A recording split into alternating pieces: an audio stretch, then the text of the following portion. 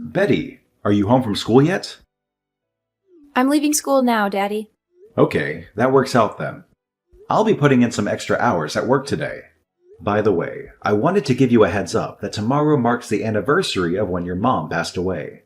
It would be really nice if you could swing by and grab some flowers for us to put on her grave.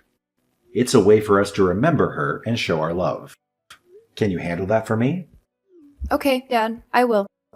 I don't like having serious conversations over text, but I wanted to check in with you. Is there anything on your mind that you'd like to talk about? Lately, you've seemed a bit down or gloomy, and I want to make sure everything's okay. Huh? Don't worry, Dad. Everything's all right with me. It's just school stuff and exams piling up lately. You know how it can get. But really, there's nothing to be concerned about. I'll manage. I always do. Thanks for checking in, though. If you say so, I want you to know you can talk to me about anything, anytime. Remember, I'm here for you, whether it's a small concern or something bigger. Just know that you can open up to me whenever you're ready. I understand, Daddy. Please don't worry. I promise I'm doing fine. Thanks for being there for me, Dad. Great, I'll be home around 8 tonight. Would you mind taking care of dinner? No problem. Dinner will be ready when you get home. Hey, Betty, where are you? Why aren't you back home yet? I've been really concerned about you. I just want to make sure you're safe and sound. Can you please let me know what's going on? Please reach out as soon as you can. Sorry, I'm coming home now. Do you know what time it is? You're still in junior high school. If you can't follow the rules like curfew, how can I trust you? What were you doing all this time? I was having dinner with my dead mother. Huh? What are you talking about? I really don't understand. Like I said, I was with my mother. You were with your mother? She's not with us anymore, sweetheart. She passed away when you were just a little one. Now, I gotta be honest with you. I'm having a hard time following what you're saying. I know you're lying, Daddy. I know the truth. I've uncovered the truth, you know. The real reason behind your divorce was your little affair. Mom told me everything, you know, about her illness and how she couldn't handle taking care of me anymore. That's why the court decided to hand me over to you. I'm not a naive child anymore, Dad. I can handle the truth. You can't keep lying to me like this. I'm not lying. Tell me where you are. I'm going to come there right now. I've already left the restaurant and I'm on my way back home now. Betty, I'm at a loss here. I really don't have a clue about what's happening. Dad, don't even think about avoiding this. It's happening and you can't escape it. This is the truth we're dealing with and it's not going away. You know, it was a shock when she revealed that she's my mother. She even showed me a picture of myself as a child. I could see how much she must have looked at that picture countless times, tears streaming down her face. This is real, Dad, and we can't ignore it any longer. What the? I don't understand. I saw Katie's body in the casket at her wake. You were probably way too young to remember it. But unfortunately, I'll never forget that. I don't remember, and so I had no choice but to believe your lie. I've never had the chance to meet a single member of Mom's family or any relatives, you know. That's why I never questioned your fabrication. I apologize that you never had the opportunity to get to know your mom's family. Unfortunately, they never really accepted me, and as a result, we weren't able to build a close relationship with them. It's something I regret, and I wish things could have been different. But sometimes circumstances just don't align the way we want them to. But Mom picked you over her own family, didn't she? And yet you still had the audacity to betray her? I saw her in tears, Dad. She wants to be with us again. She even mentioned that if you're single, she's willing to give you another chance. Can you believe that? After all the pain you caused, she's still considering it. You better think long and hard about what you've done, because Mom deserves better than someone who would break her heart like you did. Hold on. Let's take a moment to breathe and calm down, sweetheart. Betty, I need you to believe me when I say I never cheated on your mother. I swear on everything that's dear to me. I understand you're upset, but I need you to know that your mother has passed away. I don't know who you've encountered, but she can't possibly be your real mother. I know this is a lot to process, but I'm here for you, and I'll do my best to help you understand the truth. But Daddy, I've actually met her 3 times already. It didn't feel strange or anything. She knows things about me, things about you that only someone close would know. I can't just ignore these encounters, Dad. It's more than just a coincidence. There's a connection there, and I can't shake off the feeling that she's my real mother. Listen up, Betty, my dear. I want you to know that I'd never, ever lie to you. You're my whole world, and the idea of making you sad crushes me. Can't you see how much I care about you? Trust me when I say I'd never knowingly deceive you. You're my treasure, and I'll always be straight with you. No hidden agendas. I want so badly to believe you, but I'm torn, Dad. I'm not sure who I can trust anymore. Deep down, all I've ever wanted is to be with Mom. Look, why don't you open up and share everything with me? I want to understand the whole story, right from the beginning. If someone is claiming to be your mom, do you have their contact details? I think it's important for us to have a conversation with this person and hear their side of the story. Let's gather all the information we can so we can make sense of this situation together. Remember, I'm here for you, and we'll figure it out as a team. Yes, I'll tell you everything. I see. Once you're home, please text it to me. It may be a mutual friend or someone we haven't seen in a while. I don't know what they're up to, but there must be a reason why they went through all this trouble. I guess so. I don't really understand, but I'm sorry, Daddy. I really don't want to cause you any trouble. It's okay, baby. I know you miss Mom. If you could be with her again, you would. I feel the same. Yeah. I thought bringing up Mom would make you upset, so I did my best to avoid the topic. But I realize now that it's important for her to be a part of your lives. From now on, I'll make an effort to talk about Mom and keep her memory alive. So, could you please come home quickly? I'm not sure what your intentions are, but I must say, it's absolutely outrageous that you would try to forge a connection with Betty by claiming to be her deceased mother. How could you stoop so low? Oh, well, the jig is up, John. How have you been all this time? You can't even imagine how much I've missed you. Let's cut the pleasantries, Isabel. What do you mean by saying the jig is up? Is this some sort of game to you? If you have something to say, just say it straight. I won't entertain these mind games any longer. It's time for honesty and clarity. Well, that's not exactly the warmest welcome for your sister-in-law. Just when Betty and I were building a bond, you had to discover the truth. Now, I need to come up with a new plan. Well, I'm not too worried, though. I'm sure I'll figure out something soon. Plan? What exactly are you aiming for? What is it that you want from Betty and our family? I won't stand idly by while you play games or manipulate the situation. Well, I suppose I can share the truth with you. Besides, Betty would have eventually found out, especially with the upcoming marriage. I just wanted Betty to approve, so I pretended to be her mother, just a little. Marriage? Approved? What do you mean? Whose marriage? Our marriage. You and I should get married. It must be difficult raising a girl all on your own, especially around Betty's age. If you marry me, I'll be able to help Betty during this difficult stage in her life. Excuse me, but I really don't understand what you're saying. Me? Marrying you? Hang on a sec. Aren't you already married? Oh, no need to worry about me and my current husband. I'll handle the divorce part. If things progress between us, I'll take the necessary steps to end my current marriage. Then we can be together, right? Huh? Anyhow, do you remember when you and Katie told my parents you're going to get married? And my parents were against it? Yeah, what about it? Well, I don't know if I should tell you this or not, but they were against you two getting married because I told them what a terrible person you were. I thought Katie would break up with you because our parents didn't approve. Gosh! But you two were so stubborn that you didn't take the hint. What? Why on earth would you do something like that? I never did anything to deserve such treatment from you. And because of your interference, Katie and I had to resort to eloping.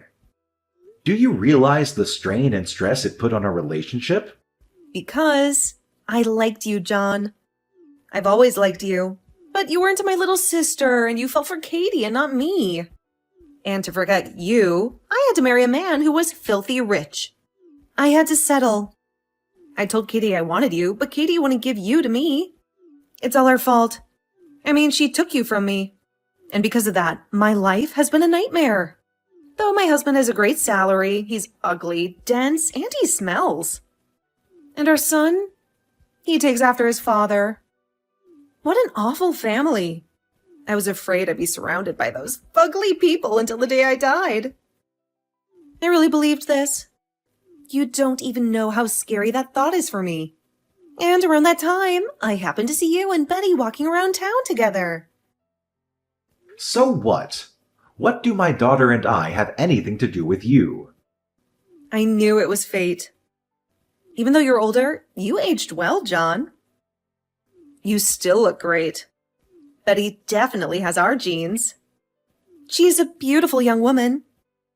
My dream family would be you as my husband and Betty as my daughter. Don't you agree? People often commented that Katie and I look so alike. We could be twins. Have you lost your mind? No, John, I'm completely sane. Hear me out. I know what I did to you and my sister was incredibly wrong, and I deeply apologize for that. It's been eating away at me, haunting my thoughts every single day.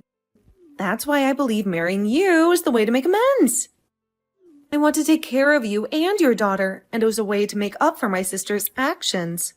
It's a perfect solution, don't you think? This could be a wonderful opportunity for both of us, John. I don't think so at all. My wife is and will forever be only Katie. I don't understand what you're saying, Isabel. I'm shocked and furious you try to pretend to be Betty's mother. It's just wrong. Don't ever bother us again. Isabel, I need you to stop right now. It's not okay what you did. Waiting for Betty outside her school and then trying to force her into a car is absolutely unacceptable. Leave Betty alone and stay away from her. I won't tolerate this kind of behavior any longer. You and Betty were ignoring my texts. It's all your fault. Besides, Betty and I spent time together in the past, so why can't I take her out for a drive? Hey, just so you know, she's my niece too. So you can't just boss me around and tell me I can't hang out with her. She only believed you were her mother because you deceived her. Just so you know, I've already talked to the police and filed a report about it. Don't even think about getting near my daughter ever again. Don't forget that it's all on you why Betty can't see her grandparents all this time. You should feel remorse for that. What? You went to the police? Just because I wanted to spend some time with Betty? Hey, that's not fair. That's not all that you've done. You continuously text us and call us. You stalk our house and Betty's school. Just the other day, our surveillance camera caught you trying to break into our house. You're on the verge of committing a crime. This is your final warning. Why won't you choose me, John? Katie is dead in the ground and her sister is offering to marry you. I don't see what the problem is. I love you even more than my sister ever did. There's little difference between Katie's DNA and mine. DNA? What are you talking about? I don't care about DNA. I married Katie because of her kind personality and the way she smiled when she looked at me. Maybe you and Katie look alike, but you two have nothing in common. You used Katie's name to try to get close to Betty. Manipulating my daughter's emotions is not a quality I find attractive. Not only that, you talk about your family and want to abandon them? I don't want someone like that in my family. There's something seriously wrong with you. I have absolutely no intention whatsoever of even being in the same room as you, let alone marrying you. I see. You're pretty stupid, huh? Someone like me is offering to marry you and you refuse? Do you have any idea how much money my husband makes? Over double? Maybe even quadruple what you make. If I divorced him, can you imagine how much money I'd get? Betty would be set for life. Would you want to throw away this wonderful opportunity? I don't know why I expected a low-level factory worker to make smart decisions. I guess that's why you chose Katie. All she had was a good personality. That's right. There's no way I would fall for a woman who judges men only for their wealth and looks. You need to realize that you're the one who ruined my life as well. It's because of you that I was forced to marry someone I didn't love. You must take responsibility for that. You owe me my entire life. I owe you nothing. You made your own choice to marry that guy, and I never forced you into anything. So let go of the idea that we'll ever be together, because it's never gonna happen. I see. I guess you're just as stubborn as ever, huh? But it's a good thing I didn't divorce my husband. He's a good plan B. Though I hate to think I'll live the rest of my life with those fugly people, I have to admit I enjoy my life of comfort. And I can look down on you from the lap of luxury, so you can rue the day you refuse my generous offer. I guess I'll watch you and Betty live a mediocre life and laugh. I wonder who'll be leading the mediocre life. What? It'll be you and Betty, of course. I contacted your husband. I knew which company he worked for. I sent him screenshots of the text you sent Betty and me. Excuse me? You did what? But it seems he's been thinking of divorcing you as well. He isn't happy that you never do any housework, and you often lash out at your son. Your attitude is an issue as well. He thanked me. He was worried about getting custody of your son. But thanks to the text, he's sure the judge will side with him. You're lying, right? My husband is head over heels in love with me. He does whatever I ask him to do. Plus, he doesn't have the courage to leave me. Everyone has their limit. He wanted to talk to you about this many times, but you always ignored him. If I married you, Betty would be set for life? What an arrogant thing for someone like you to say. You're ripping off someone else and trying to come off like the hero who's going to save my poor daughter? Stop. You know I was just joking about that. Text my husband. I was just fooling around in the text you sent him. Tell him I didn't mean any of that. I don't think that'll change anything. Then marry me. I wanted to divorce my husband because I happened to see you and Betty. It's your fault, so take responsibility. Isabel, you and I, we aren't family, friends, or anything. You are the one who started this crazy scheme, hurting your family, Betty, and me. You're the one that needs to take responsibility. What? What will happen to me? John, what do you think I should do? I really don't care at all. Oh, and there's one more thing. You said all Katie had was a good personality. But you, Isabel, there's nothing good about you. You're empty, inside and out. Afterwards, Isabel received divorce papers and was forced to leave her husband's house. Despite her resistance and refusal to sign the papers, her husband took her to court, and the divorce was eventually granted. Isabel had hoped for a substantial settlement, but due to her lack of contribution to the household and child-rearing during their marriage, along with her attempted infidelity with me, her husband countersued for emotional distress. As a result, she received a meager settlement of only a few $1,000s. When her husband informed Isabel's parents about the situation, they reached out to me to check on Betty's well-being. We had an open conversation, revealing Isabel's deceitful lies about me. It had been a decade since Betty last saw her grandparents, and their reunion was a mix of laughter and tears of joy. Betty eagerly listened to her grandparents' stories about her mother.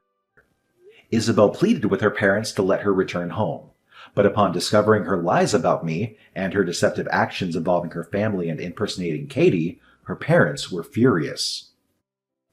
They made it clear that she was no longer welcome in their home and wanted no further involvement with her. It seemed fitting for someone who had willingly abandoned her own family. As for me, I frequently discussed Katie with Betty, leading to meaningful conversations between the two of us. I prioritize Betty's happiness above all else and will protect her at any cost. Betty is a cherished part of both Katie and me, and I want nothing more than her happiness, regardless of the circumstances.